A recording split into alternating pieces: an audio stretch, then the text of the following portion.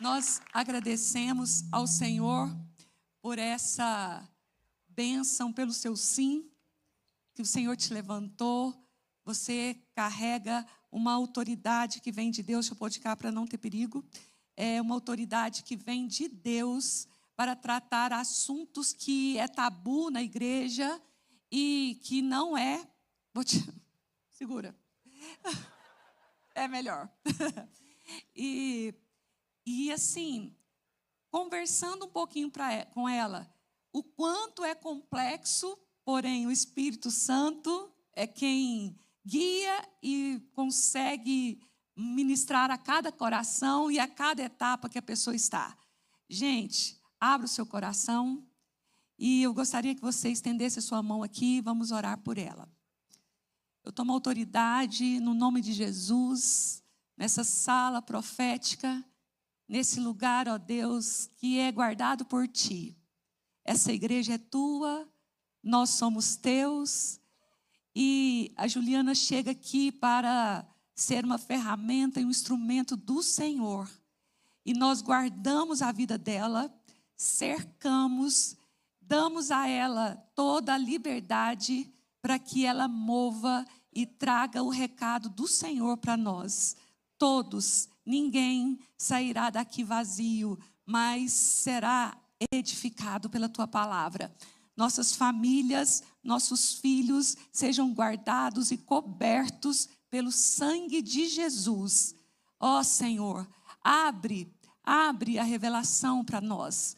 Tira pão da Tua palavra e nos alimenta nessa noite. Em nome de Jesus, nós queremos viver na sabedoria da Tua palavra e no conhecimento do Senhor. Em nome de Jesus, seja usada pelo Espírito Santo. Amém. Querido, eu vou ler um versículo aqui para a gente começar, mas antes eu queria perguntar para você, qual que é a droga mais consumida no mundo? Hã? Acertou. Pornografia. Você achou que era o crack, né? Não é. Mas a gente mudou o nome, tem um nome moderno chamado entretenimento adulto. Para quê? Para aliviar nossa consciência diante de nós mesmos, diante da família e diante de Deus, né? Então a gente não vê mais pornô, a gente vê um entretenimento adulto, não é verdade? A gente ouve entretenimento adulto, a gente assiste entretenimento adulto. Mas a palavra de Deus diz assim, deixa eu ler antes aqui, senão você vai achar que eu não sou crente. 1 Samuel 13, do 8 ao 14.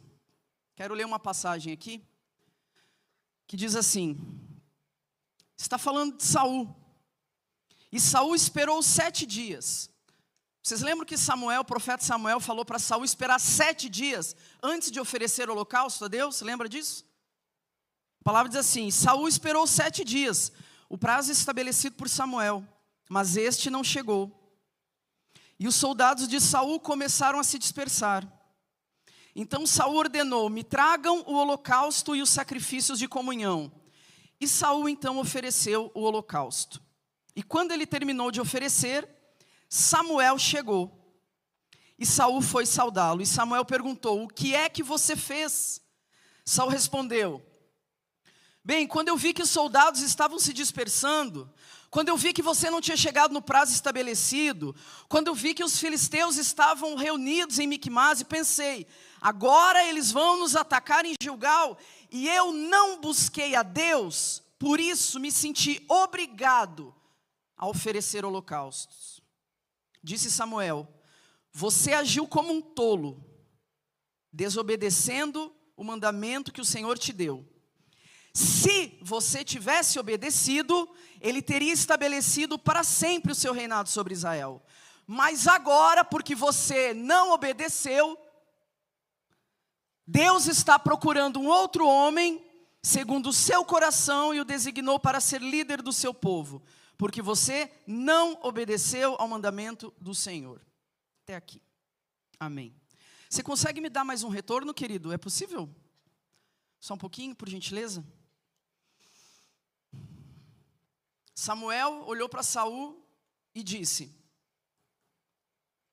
porque você não obedeceu ao Senhor, Ele está tirando o propósito que Ele tinha para você e procurando outra pessoa para entregar o propósito, porque veja bem, Deus já percebeu qual que é o seu modus operandi. Desculpas.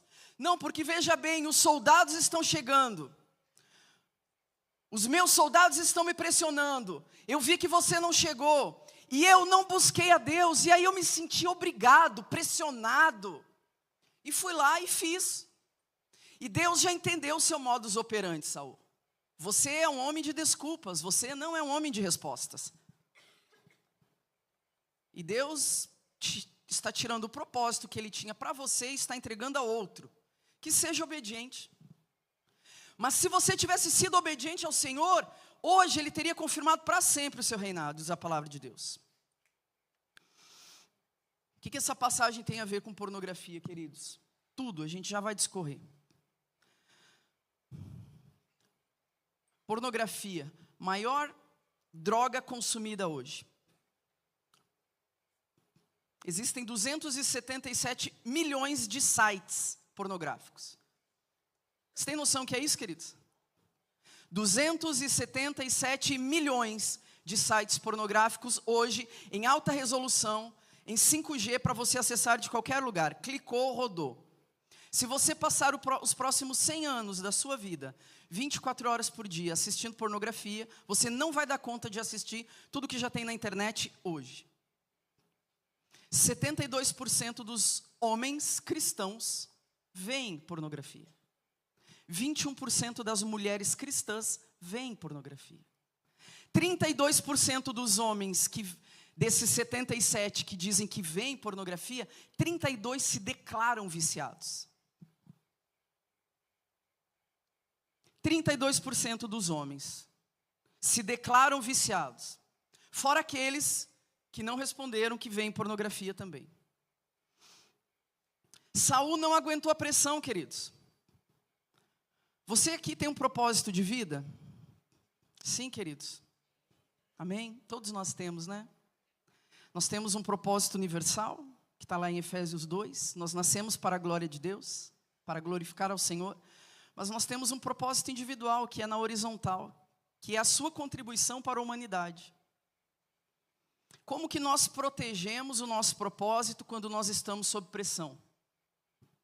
Saul não tinha um propósito, ele não era um rei. Ele não se sentiu pressionado, ele não se sentiu acuado. E ele não cedeu à pressão? Sim. Isso fez com que Deus olhasse para ele e falasse: eu já vi o jeito que você funciona. E o propósito que eu tinha para você está sendo entregue a outro, porque você é um homem de desculpas. Não, mas os soldados, não, mas o Senhor não veio, não, mas eu não busquei a Deus.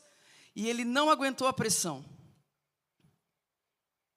Como que você protege o seu propósito, queridos? Quando você está sob pressão. Como que você protege o seu propósito quando você está sob pressão, sobre tentação, sobre tédio, está entediado, se sentindo sozinho, isolado? Como que você protege o seu coração para você não se entregar a um pecado sexual? Quando você está se sentindo solitário, quando você quer se gratificar? Não existe uma pesquisa do porquê os 72% dos homens cristãos se entregam e os 21% das mulheres se entregam à pornografia. Não existe uma pesquisa dizendo o porquê. Mas no meu entendimento, queridos, se tratando dos homens e não das mulheres, porque eu acho que se entregam por questões diferentes, a maioria dos homens se entrega por gratificação. Veja bem, eu dou conta da minha família, eu preciso dar conta do meu trabalho, eu trabalho a semana inteira, eu trabalho a semana toda, eu vou me permitir. Então, primeiro, a gente se libera dentro do nosso coração. A pornografia, o pecado sexual, seja ele qual for, queridos. Aqui nós estamos falando de pornografia, mas é a base para todo e qualquer pecado sexual. Primeiro, nós nos liberamos dentro do nosso coração. O pecado sexual não começa quando você sentou na frente de um computador, ou quando você marcou um encontro com alguém, ou quando você está de frente com alguém. Não, queridos. O pecado sexual, existe um ciclo do pecado sexual. Primeiro nós nos liberamos no nosso coração. Quem liberou Eva para pecar? e falou, vai que não vai dar nada, você não vai morrer. Satanás, não foi? Satanás liberou a mulher para pecar. E ela, liberada, se sentiu livre para pecar. Primeiro ela se liberou no coração dela. E depois ela foi e desobedeceu a Deus.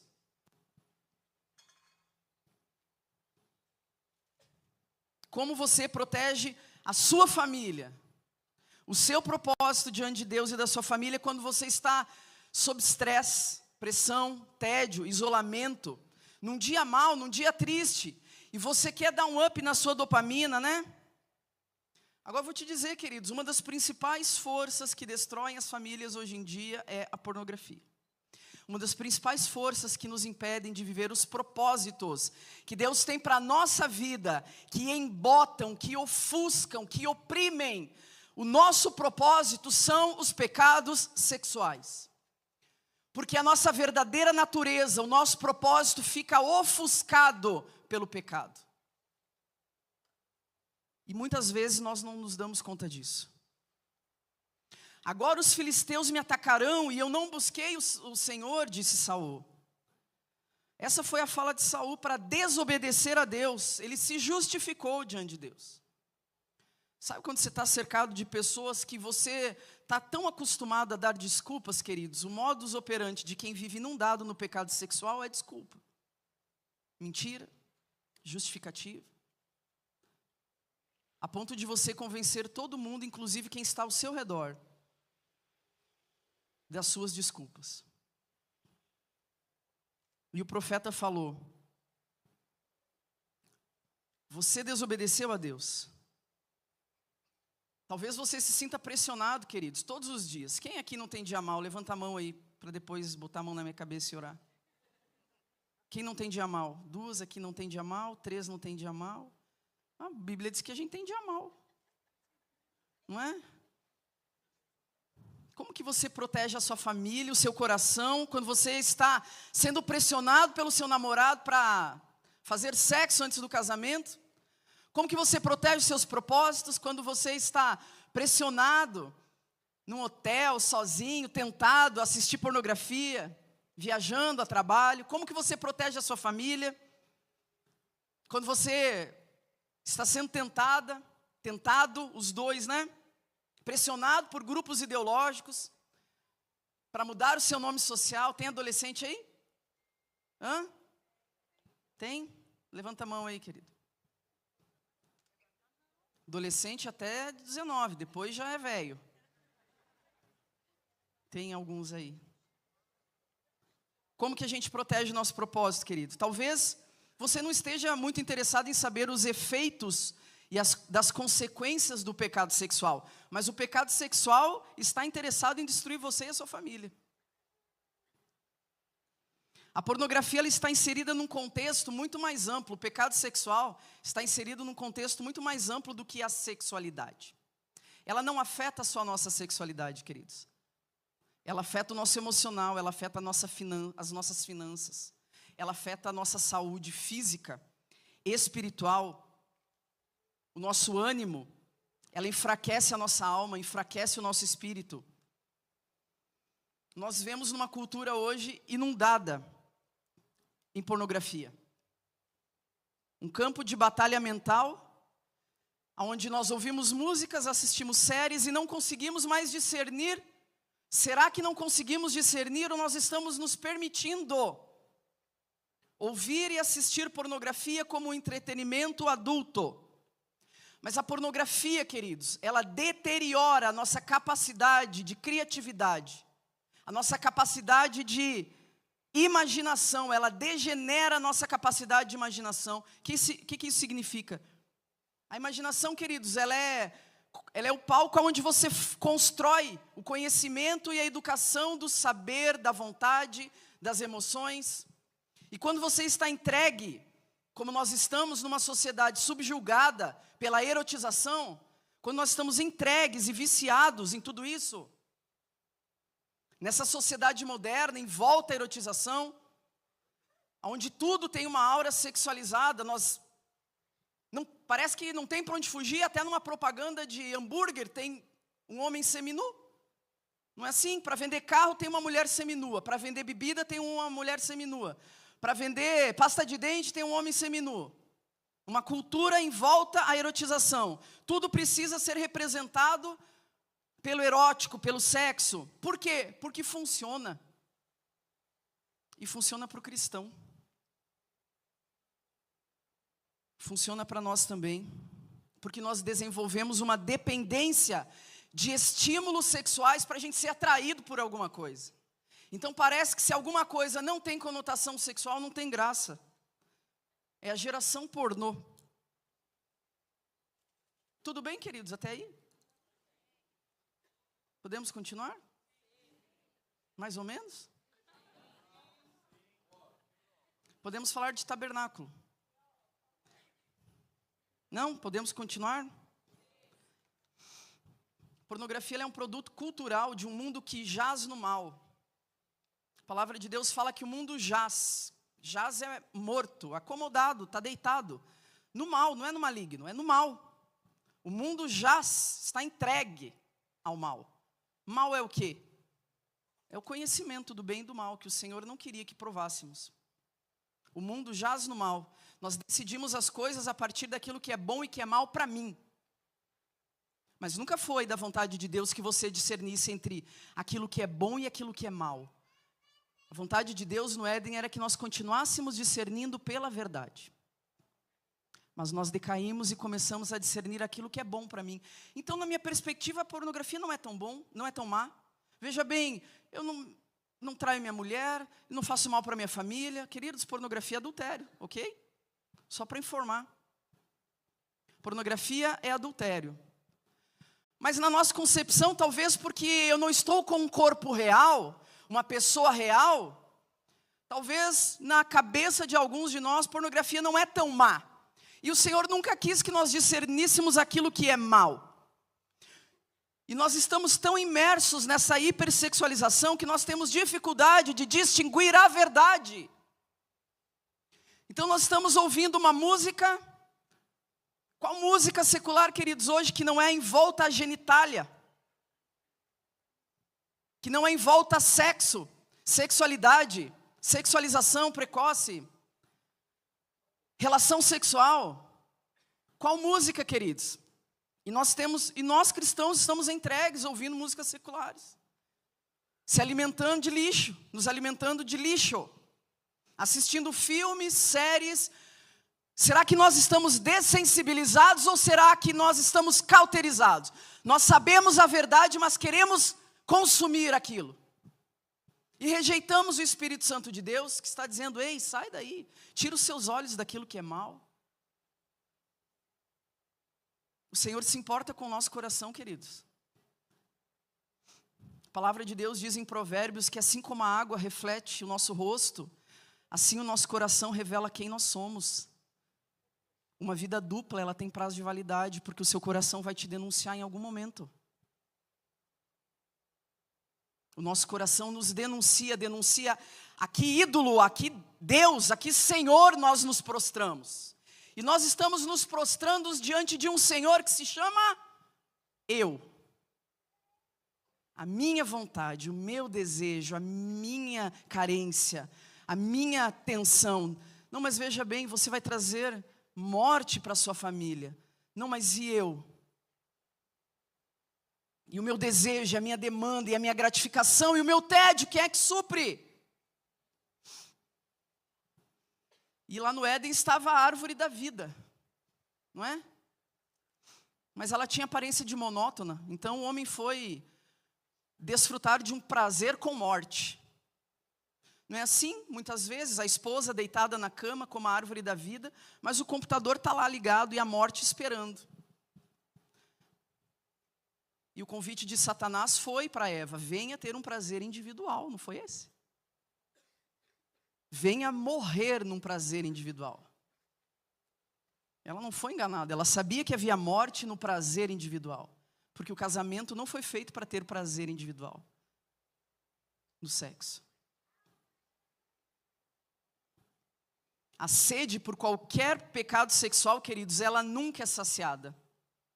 Eu fiquei 13 anos na homossexualidade tentando saciar os meus desejos sexuais.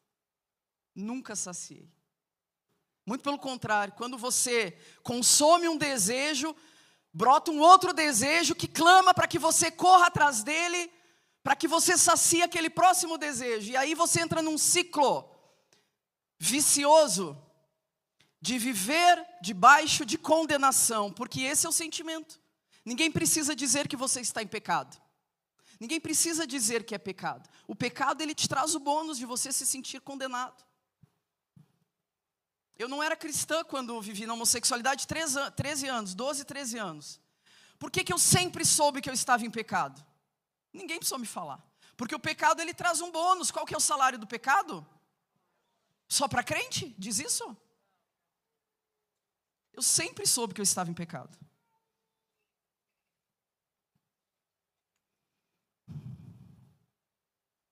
A pornografia, queridos, ela gera uma dificuldade de dar e receber afeto com pessoas reais. E você começa a viver num mundo imaginário. Você começa a ter dificuldade de relações. Você começa a se isolar.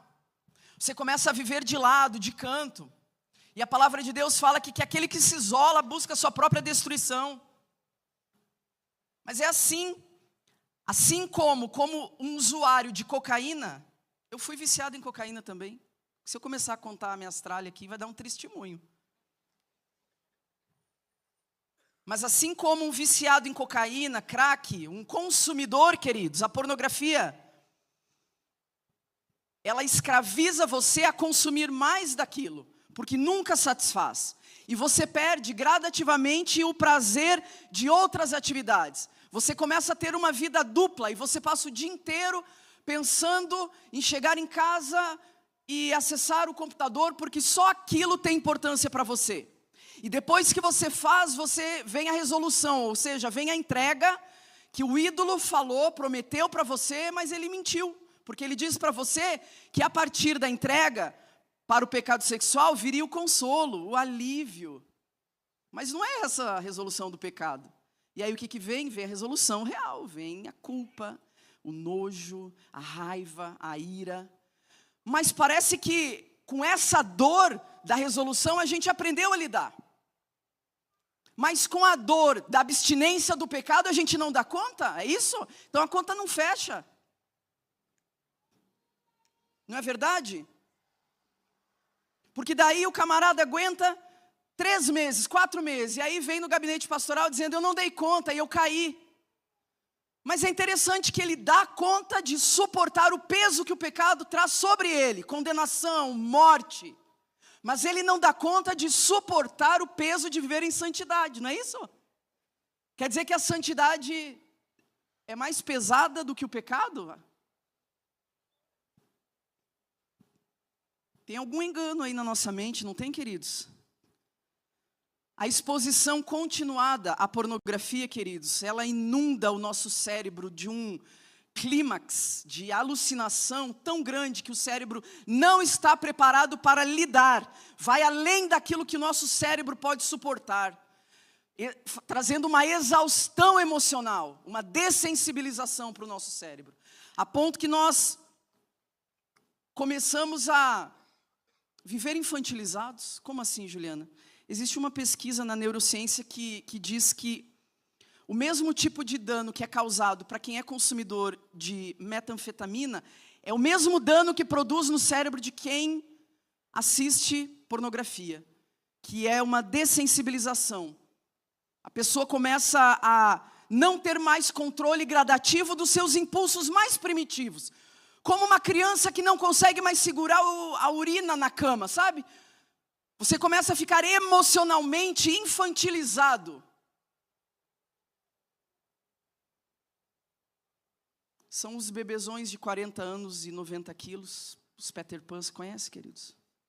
Que vivem no mundo do videogame, pornografia, entretenimento, e não querem voltar para a responsabilidade, para o mundo real, não é? Entretenimento adulto que infantiliza os adultos. E aí a gente começa a ver nas igrejas, né? um adolescente com um chamado, um jovem com um chamado de Deus, com propósitos, de ganhar o mundo, de evangelizar o mundo, de se lançar em evangelização, um chamado de Deus, o Espírito Santo fala com ele, entende o chamado, entende para que ele nasceu, entende o seu propósito, se entrega ao seu chamado, mas de repente ele abandona tudo, porque ele lembra que ele chega em casa à noite, todas as noites, e ele não quer mais servir a Deus e servir a ele mesmo. Então, ao invés de abandonar o pecado, ele abandona o propósito. E aí a gente vê um músico, um líder, um pai de família, cheio de talentos para servir o Senhor, cheio de dons para servir a Deus. E de repente, quando você vê, o cara sai da igreja, abandona os dons, abandona o propósito, abandona o talento, abandona Deus, mas não abandona o pecado. A gente vê um homem, uma mulher de família, uma família linda na igreja, e de repente um escândalo. Uma família que aparentemente estava representando a Deus, uma família forte, uma família unida, e de repente, quando você vê, se descobre então que aquele homem estava traindo sua esposa contra a mulher, e a sua esposa estava traindo o seu marido contra a mulher também.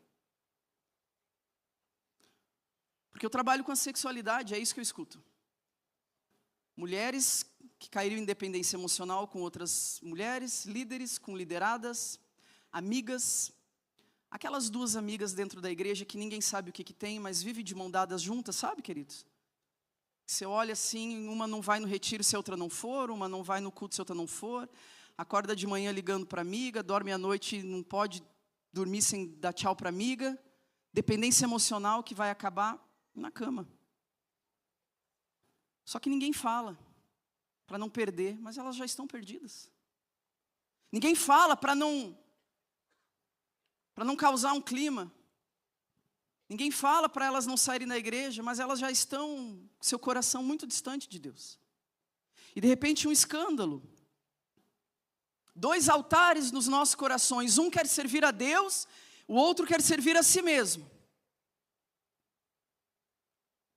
E muitos estão perdidos, não estão vivendo seus propósitos, não estão vivendo as suas missões, não estão vivendo em paz nas suas casas, por conta do fracasso na área sexual e relacional. É um preço muito alto, não é, queridos, que a gente está pagando para continuar, para dar manutenção para o pecado, não é um preço alto? A gente abandona a família, a gente não vive com paz, abandona a igreja, abandona os propósitos, mas não abandona o pecado, não é um custo muito alto? Nós matamos os pecados específicos mirando neles e não abandonando a igreja, ou abandonando Deus, ou abandonando a família. Não é saindo da igreja ou abandonando a família, queridos. Tá quente, né? Hã? Que bom. Eu não ia tirar o blazer, não. Mas estou. Obrigado, pastora. Glória a Deus pela sua vida. Que é a massa corrida que começa a desmanchar. Né? Dá um glória a Deus aí, querido. Me ajuda aí. Tá tenso o clima, me ajuda? Tá tenso para você e para mim que tem que falar disso todo dia. Né? Glória a Deus por esse ministério. Glória a Deus. Cada um tem uma parte do corpo, não é verdade? Você sabe qual que é a sua? Não? Um é o olho, o outro é a boca do corpo. Eu acho que o ministério de louvor é os olhos, né? Todo mundo quer ser o olho do corpo, né? O olho, a mão. Sabe qual é a minha parte do ministério, pastora? Do corpo? Hã? Dá para falar? O intestino. Eu sou o intestino do corpo. Essa é a minha parte do corpo. Glória a Deus pelo intestino, que é o segundo cérebro. Obrigado, querida. Cada um com seu lugar no corpo. Eu tentei ficar pecando em paz por 13 anos, não consegui. Na homossexualidade, porque a minha consciência morta me acusava todos os dias do meu pecado. Nem a minha consciência morta me deixava em paz. Mas a palavra de Deus diz em João 5:25, que está chegando a hora e já chegou, aonde os mortos ouvirão a voz do Senhor, e aqueles que ouvirem serão salvos. Você tem algum parente que está morto hoje em delitos e em pecados, queridos? O Senhor vai resgatá-los, porque os mortos ouvirão a voz do Senhor. Eu ouvi a voz do Senhor morta em delitos, em pecados, em depressão.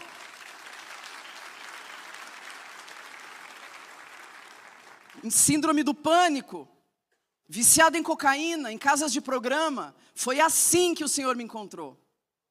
Morta em delitos e em pecados. E eu desafiei o Senhor. Falei, é tudo isso que existe na vida, não tem mais o que fazer na vida não? No dia do meu aniversário, na semana do meu aniversário, eu falei, eu nem sei se você existe, Deus.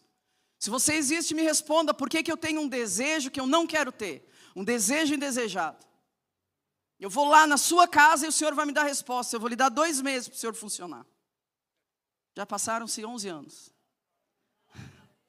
Porque o Senhor funciona. O Senhor cumpre as suas promessas. E no primeiro culto, as escamas dos meus olhos já caíram.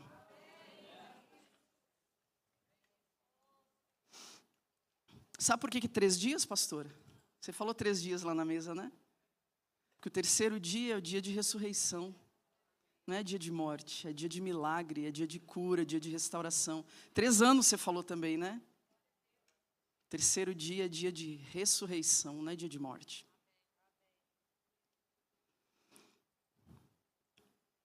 Mas, por que nos entregamos aos pecados sexuais? Por que você assiste pornô? Por que a gente se entrega aos pecados sexuais? Talvez a gente tenha vivido até hoje como Saul. Um homem movido a desculpas. Eu vejo por conta dos meus traumas. Eu vejo por causa da minha mãe. Veja bem, eu vejo por causa do meu pai. Se você conhecer minha história, você vai ver que eu vivo assim porque eu tenho justificativa.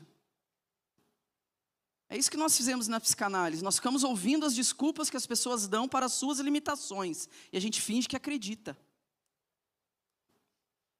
Né? Eu faço isso por conta disso, eu faço isso por causa da minha mãe, eu faço isso por causa do meu pai, eu faço isso por causa da minha infância, eu faço isso. Querido, pare de dar desculpas para Deus. Até quando a gente vai ser movido a desculpas? E continuar vivendo iludido? O problema é que viver na mentira é fácil, querido. Difícil é viver na verdade. Porque você vai ter que encarar a sua história. Você vai ter que encarar talvez um homem que você idealizou e você não é. Você vai ter que encarar uma família que talvez você idealizou e não é. Uma mulher que você idealizou e não foi. Então encarar a verdade é dolorido. Porque põe em conta a nossa autoestima, a nossa reputação diante dos homens, diante de nós, diante dos outros. Então encarar a verdade dói, porque quando a verdade é escancarada, você vai precisar se mexer. E na mentira você está acomodado. Eu faço isso por conta da pessoa. Então tá, continua assim. Mas a verdade não, ela vai te obrigar a uma mudança. Ela vai chamar você para uma mudança.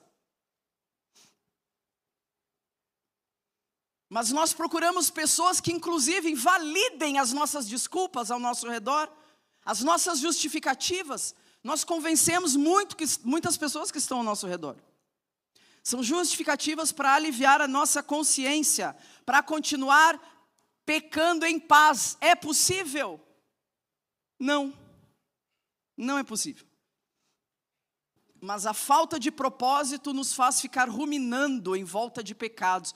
Porque veja bem, ou você gasta a sua energia protegendo os seus propósitos, quando você está entediado, depressivo, tenso, nervoso, sozinho, ou você gasta a sua energia protegendo os seus pecados, queridos. E aonde que a gente começa protegendo? Colocando um muro de proteção em volta do seu coração. Porque é ali que nós nos liberamos para o pecado. É ali.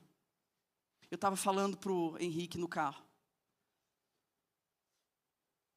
Que antes de alguma mulher chegar até mim, porque eu continuo recebendo cantada de mulher, sim. Mas antes de que chegue, o meu coração já tem a resposta. Eu não preciso olhar para a pessoa, ver se é bonita, se é feia, se é interessante, se é de Deus, se é do capiroto, não interessa.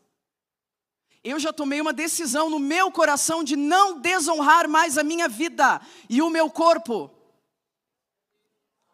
contra o Senhor Jesus. Então, antes que chegue alguém, eu já tomei a minha decisão diante de Deus, queridos. O problema é que nós ficamos flertando com o pecado. E os nossos propósitos ficam embotados, oprimidos, por uma natureza que ora quer viver debaixo de condenação, ora quer viver as heranças, ora está em Adão, ora está em Cristo. Queridos, a nossa natureza nova, ela deveria ficar desconfortável com o pecado, e não alegre ouvindo uma música que é pornográfica.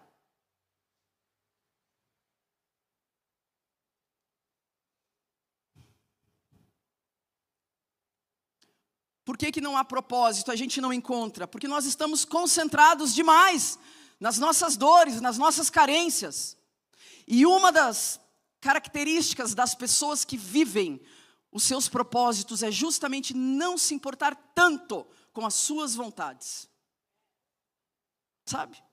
Porque o convite quando você veio para Cristo foi que você se torne o segundo na sua vida. Não é mais sobre você, o que você quer, o que você gosta e quais sejam as suas vontades. Porque agora não vive mais você, mas é Cristo que vive em você.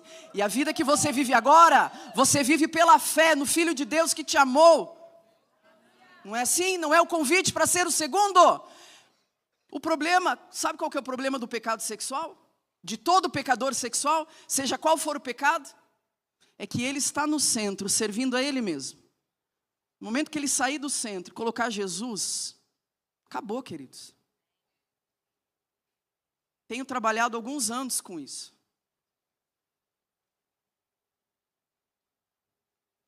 É difícil, porque é difícil morrer dói. Ainda mais devagarinho, né? É o processo de mortificação da alma. Você dizer não para ela dói, porque há quantos anos ela tem governado? Só que aí a gente não tem disposição para o sofrimento. Não é uma geração criada sem resiliência? Sim. Eu não consigo, não é essa a frase. Mas se o Senhor falou, queridos, que Ele deixou disponível o escape, então a gente precisa de honestidade diante de Deus e falar, eu não quero abandonar a pornografia. Não é que eu não consigo, é que Ele é meu Deus, é o meu Senhor, é o meu ídolo. E todo ídolo, ele pede servidão, escravidão. E ele vai pedir de você tudo aquilo que Deus te deu e deveria ser bênção na sua vida. O que, Juliana? Paz, família, identidade. Ele vai roubar de você.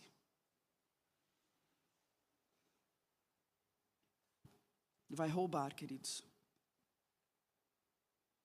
O problema não é o pecado sexual, o problema é que nós estamos no centro, servindo a nós mesmos.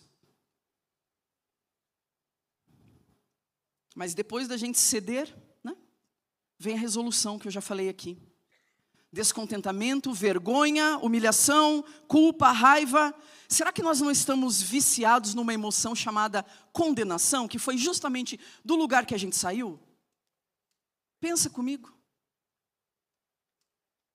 O que era familiar para você? Familiar, que eu digo, são emoções. O que era familiar de você sentir antes de você conhecer a Cristo? Não era o sentimento de estar condenado? Sim, porque éramos velha criatura.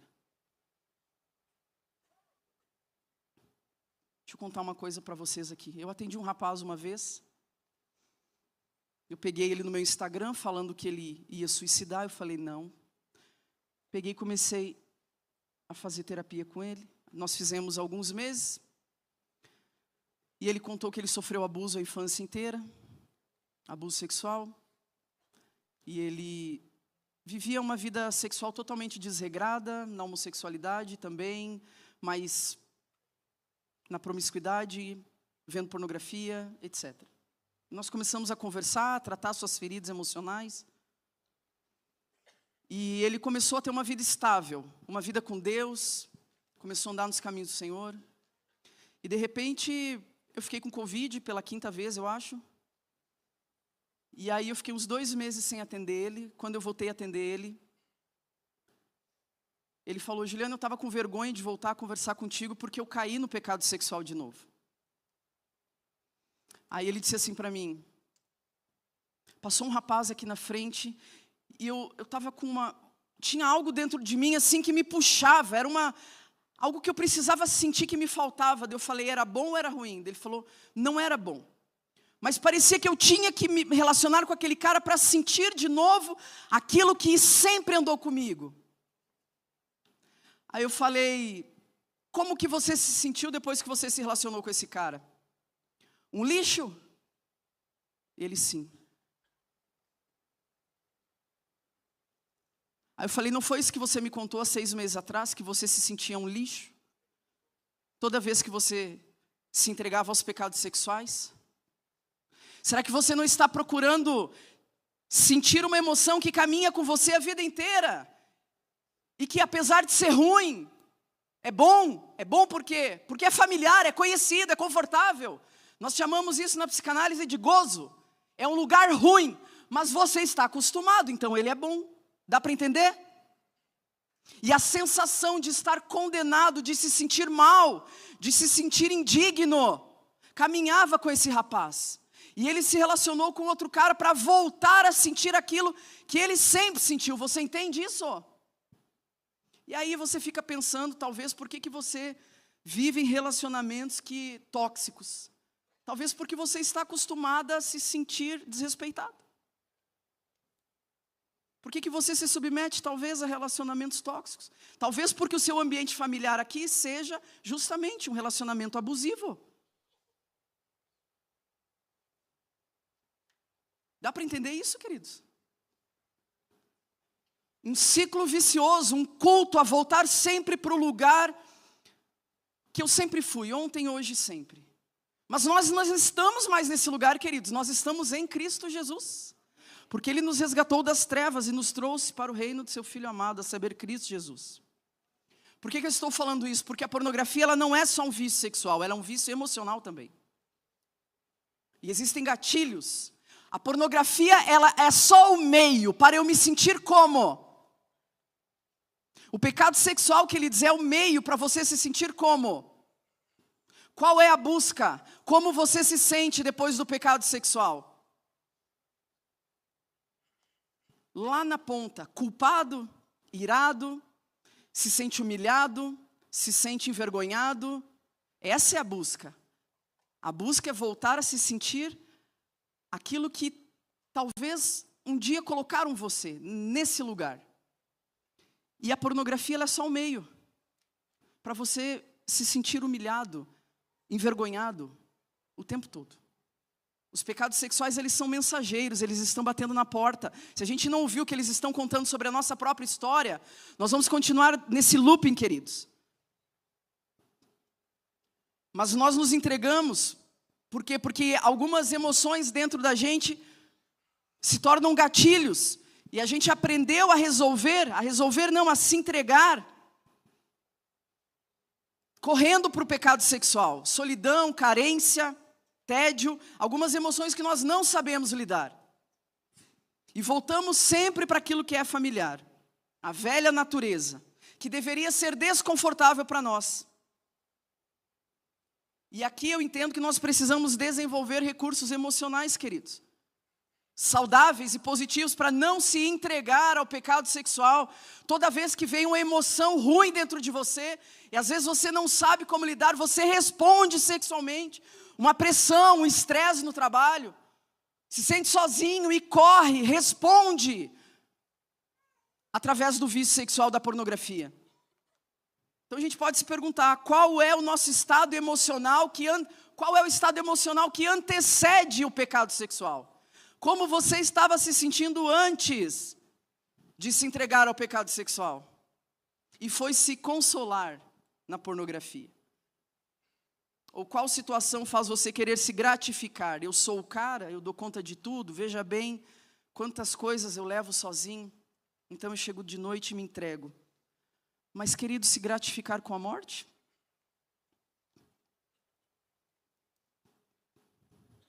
Vocês estão aí? Vocês são quietos assim? Como é que é, pastora? É? Tá bom, vou acreditar.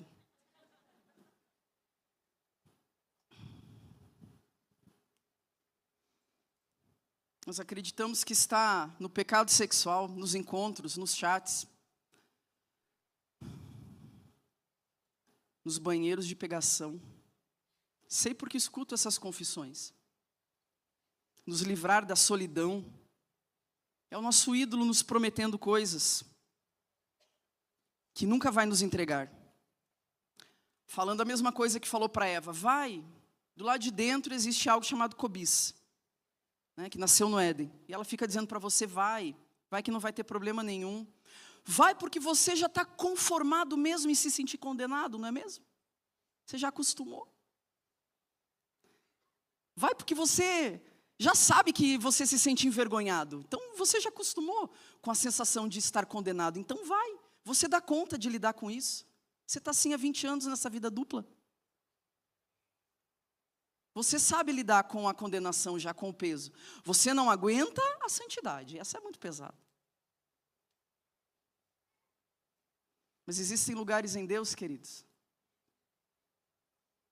Existem lugares em Deus, propósitos, que nós só vamos alcançar depois do arrependimento.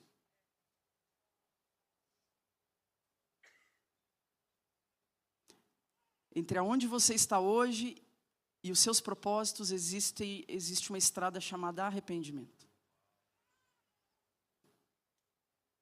E o bom é que o Senhor nos chama ao arrependimento não através da condenação. Você consegue colocar Romanos 2,4, por gentileza?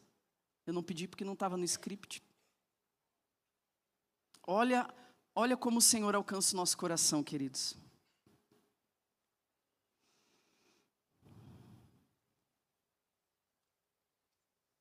Será que você despreza as riquezas da sua bondade, tolerância e paciência, não reconhecendo que é o quê? A bondade de Deus que conduz o homem ao arrependimento. Nós nos arrependemos por medo de ir para o inferno? Todo homem que se arrepende do seu pecado sexual, antes ele é visitado pela bondade de Deus. Todo homem que se arrepende, queridos, ele é visitado pela bondade, pelo amor, pelo constrangimento do amor de Deus, porque a pior coisa que existe para um pecador sexual é ser amado no seu pior pecado. Sei porque vivi isso. Não consigo. Depois vamos para o YouTube. Se é uma coisa que eu não consigo é voltar. É uma falha, tem um delay aqui que eu acho que não funciona direito. Tem umas coisas aqui que ficaram na placenta. O filtro,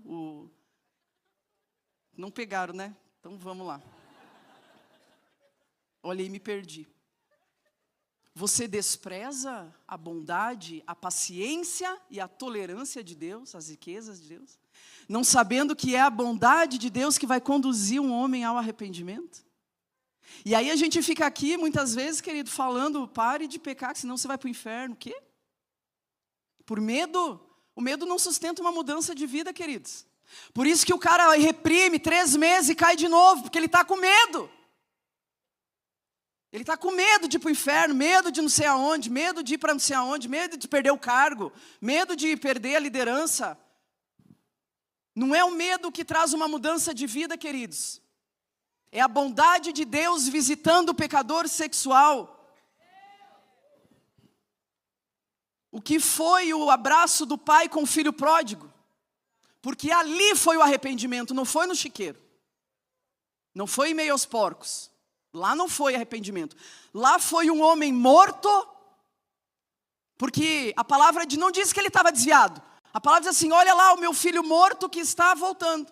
Ele não estava desviado, ele estava morto. Deus fala com os mortos, fala. Nós lemos aqui, João 5. Os mortos ouvirão a voz do Senhor e aqueles que ouvirem serão salvos.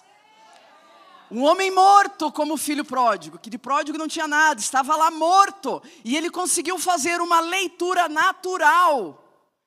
E falou, mas na minha casa eu era digno. Aqui eu não sou. Mas ali não foi o momento do arrependimento. Então ele seguiu rumo à casa. E você sabe que o pecado fede nas narinas de Deus. Você não sabe, queridos? E ele estava onde? Ele estava em meio aos... Quem já foi no chiqueiro sabe o cheiro que tem, né? O odor que tem.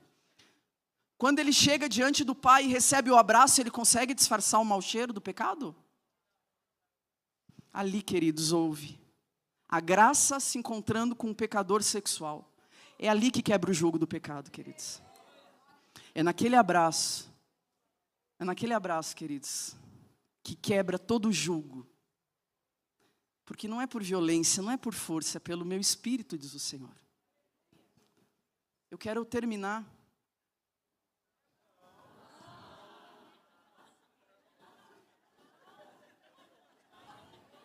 Mas vocês estão dormindo?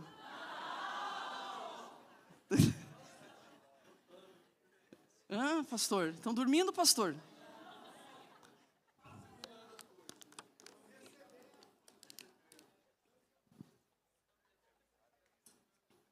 Olha só o que diz em João 10:10. O ladrão vem somente para roubar, matar e destruir. Mas eu vim para que tenham vida e a tenham em abundância. O ladrão vem para matar, vem para roubar, matar e destruir. Olha só, queridos. Satanás, ele quer destruir toda a imagem que nós temos de Deus, deturpar. A palavra de Deus fala que o meu povo perece porque lhe falta visão. Essa palavra conhecimento no grego é visão. O meu povo perece porque tem uma visão distorcida. A palavra roubar, queridos, no grego ela quer dizer klepto. Você já ouviu essa palavra, né? Ela vem da raiz da origem da palavra kleptomania, que é um transtorno de saúde. Você já viu, né? Pessoas que roubam, não porque necessitam daquele item para a sobrevivência, mas elas roubam pelo prazer de roubar. A palavra de Deus diz que Satanás veio para klepto. Ele tem o prazer de roubar de você aquilo que Deus deu para você usufruir. Todas as heranças, a sua identidade, a sua paz, a sua família, a sua sexualidade, tudo aquilo que Deus deu de presente, todas as bênçãos, o seu lugar secreto, que deveria estar honrando a Deus, adorando a Deus, Satanás vem para roubar. E hoje nós temos nos prostrado no lugar secreto para ver pornografia, para nos entregarmos à imoralidade sexual. Um lugar que Deus pediu para ele. A palavra de Deus diz que ele rouba pelo prazer de te ver na falta. Ele não rouba porque ele precisa. Satanás rouba, klepto de você, a sua paz, os seus relacionamentos, a sua família, porque ele tem prazer de ver você isolado. Primeira coisa que ele faz para se certificar que ele vai te destruir é te isolar. Não foi isso que ele fez com Elias? Levou para uma caverna? Porque na comunhão ele não vai tentar aqui, nada contra você, querido. Ele vai se certificar que você está sozinho, envergonhado da comunhão. Porque, Juliana, se soubessem o que eu estou fazendo, ninguém me permitiria participar da comunhão. A nossa consciência nos acusando, se soubessem o que eu fiz antes de vir, se soubessem o que eu fiz ontem, se soubessem o que eu faço há 20 anos, a minha vida dupla. Satanás veio para roubar a nossa alegria. Você já viu um adúltero alegre? Não existe, queridos. Ele veio para roubar. Você pode estar pensando assim, mas eu não tenho nada de valioso para me roubar. Mas não é o que você tem, é quem você é, que ele quer te roubar. Por isso ele rouba de você a palavra. Porque se ele rouba de você a palavra, ele rouba a forma como você vê as coisas. E você não vê mais através da verdade, você vê através do que é bom e do que é mal para mim. E aí você começa a andar num caminho tortuoso, uma visão distorcida. O meu povo perece porque tem visão distorcida. Se ele rouba de você a palavra, ele rouba a sua cosmovisão. A visão que você tem do mundo, de si mesmo, de Deus, da sua família, da sua sexualidade. E ele faz você começar a ver o mundo como ele vê. Mas ele é condenado, amedrontado, órfão, desamparado. Não é assim muitas vezes que a gente se sente? Quando está entregue ao medo que descubram, você não se sente órfão, desamparado?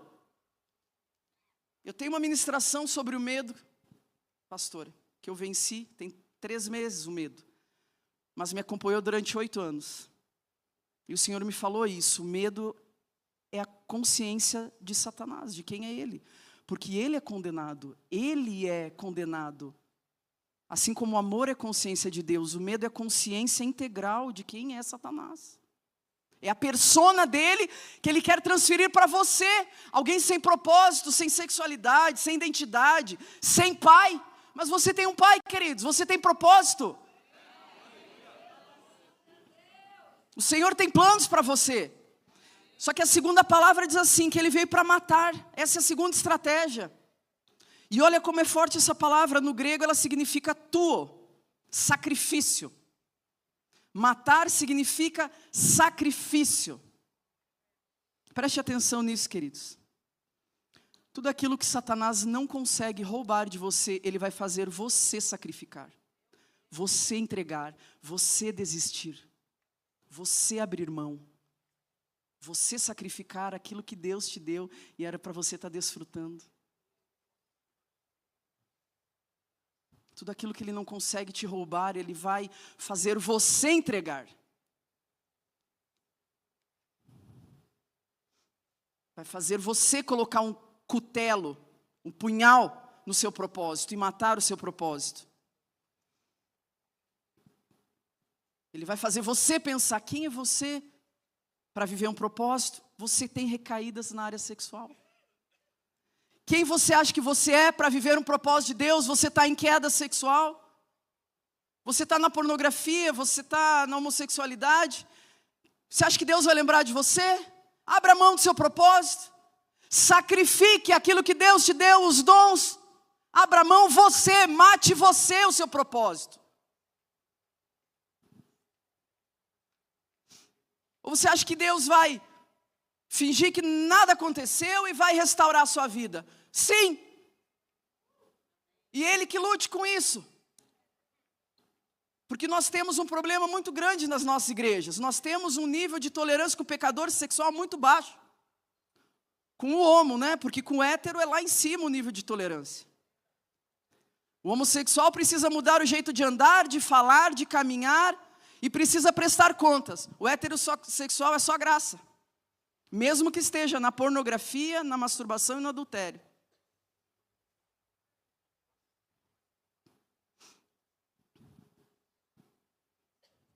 E a terceira palavra é destruir. Apolume no grego. Talvez essa é a mais pesada. Você aguenta? Significa tirar do caminho. Se ele conseguiu roubar de você a sua alegria, se ele conseguiu roubar de você o seu lugar secreto com Deus, se ele conseguiu roubar de você a palavra, a esperança, ele vai fazer você se tornar inútil. Tirar do caminho significa tornar inútil. Você é tornado inútil. Pesado, né? Mas Deus não tem lata de lixo. Né? Senão eu estava nela. Porque tem uns aqui que foram encontrados do lado do poço, que nem a samaritana, né? Mas outros dentro do poço, que nem eu. Outros deram uma cavocada mais ainda, né? Eu estava lá também. Mas essa palavra, queridos, se tornar inútil, tornar-se inútil, não é da noite para o dia. Mas todo dia, se o nosso coração se permite recuar 2% na santidade, a gente tira o nosso coração 2% do casamento e entrega para a pornografia um pouco hoje. E amanhã mais 2% a gente sai do ministério e entrega o coração para o pecado sexual. E ninguém está vendo que eu estou recuando do meu propósito, da minha santidade, do meu casamento e do meu ministério, mas eu estou. Eu estou recuando com a minha coragem, com a minha santidade, com o meu propósito, com o meu ministério. E quando eu vejo, eu já estou inundada, me sentindo inútil. E abro mão de Deus, abro mão da família, abro mão dos propósitos. Mas na sequência o Senhor Jesus fala, mas eu vim para que tenham vida e a tenham em abundância. E essa palavra vida você conhece, é Zoe, não é mesmo? A gente já ouviu.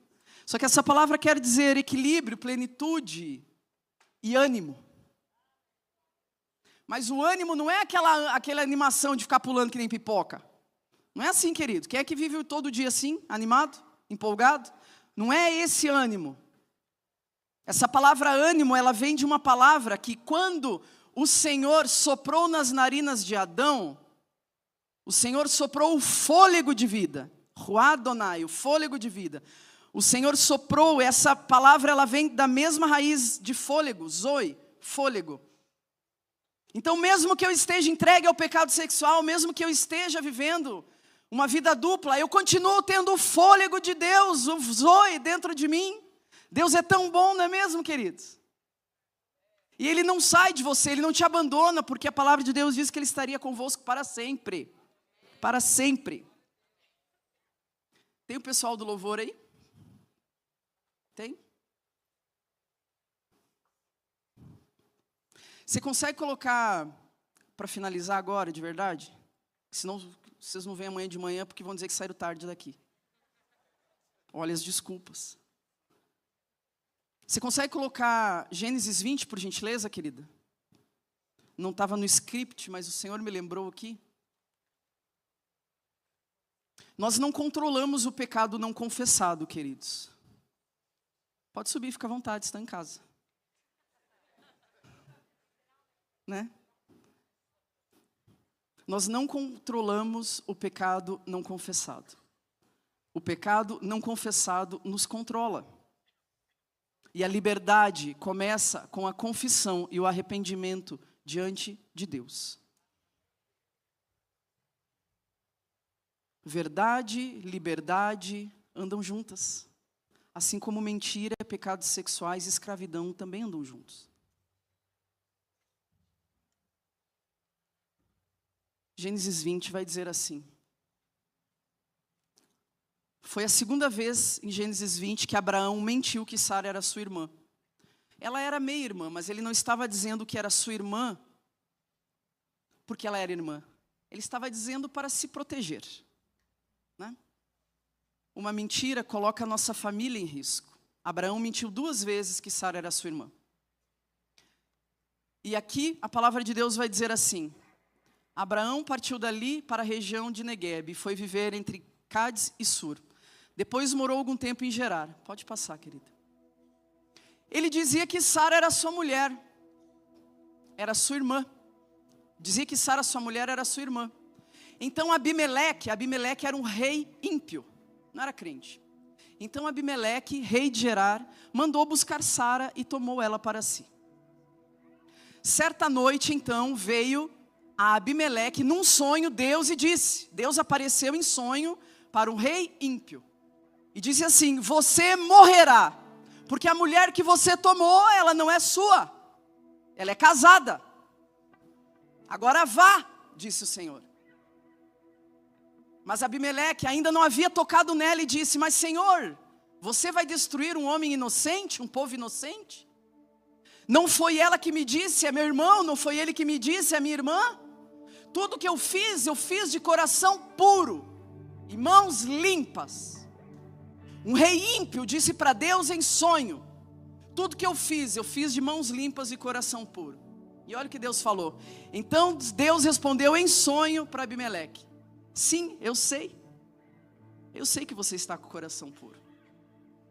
Eu mesmo impedi você de pecar contra mim. Por isso, porque eu encontrei você, um homem ímpio, de coração puro. Eu impedi você de pecar contra mim, porque você foi encontrado de coração puro. Eu não lhe permiti tocá-la.